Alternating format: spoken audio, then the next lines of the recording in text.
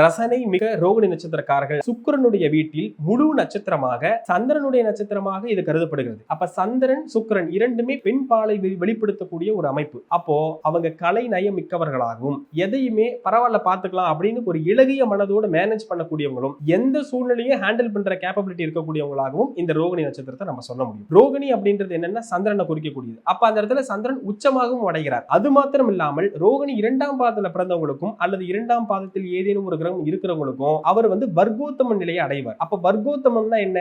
Double ஸ்ட்ராங்கா சொல்லக்கூடிய அமைப்பு. அப்ப பணத்தை கொடுத்தா பல மடங்கு பணத்தை கொடுக்கக்கூடிய தன்மையும் இந்த நட்சத்திரக்காரர்களுக்கு கண்டிப்பா வரும். சிலர் கேட்கலாம், நட்சத்திரத்துல மட்டும் பலன் இருக்கா அப்படின்னு கேட்கலாம். கிடையவே கிடையாது. எல்லாம் சேர்ந்ததுதான் கலவை அப்படிங்கிறதுனால இந்த பதிவுல அந்த ரோகிணியுடைய தனிச்சிறப்பை மட்டும் எடுத்து நம்ம சொல்லிக்கிட்டு இருக்கோம். ஆனாலும் ரோகிணியில பிறந்துட்டாங்க அப்படின்னாவே எதையும் சமாளிக்கக்கூடிய, தாய் பாசம் அதிகமாக இருக்கக்கூடிய, சென்டிமெண்ட்டுக்கு மயங்கக்கூடியவங்களாக இருப்பாங்க. அவங்களுடைய வீக்னஸ் பாயிண்ட் நம்ம இது சொல்லலாம். பிளஸ் அப்படின்னா எந்த காரியத்தையும் சஸ்டைனபிலிட்டியா, அதாவது தொடர்ச்சியாக செய்யக்கூடிய மென்மையாக அதை ஹேண்டில் ஒரு அப்ரோச்னு ஒன்று இருக்கு இல்லையா, அது ரிஷபத்துக்கு, அதுவும் குறிப்பா ரோகிணி நட்சத்திரத்தில் பிறந்தவங்களுக்கு கண்டிப்பா இருக்கும். அதுல மாற்றமே கிடையாது. இவங்க பெருமாளுடைய வழிபாடு வச்சுக்கிறது அப்படிங்கிறது மிகப்பெரிய உன்னத பலன்களை ஏற்படுத்தும். கூடுதலாக லட்சுமி நாராயணன், லட்சுமி நரசிம்மர் போன்ற லட்சுமியோடு இணைந்திருக்கக்கூடிய பெருமாளுடைய பிரார்த்தனை வழிபாடு மிகப்பெரிய மேன்மையை ரோகிணி நட்சத்திரக்காரங்களுக்கு கண்டிப்பா வழங்கும்.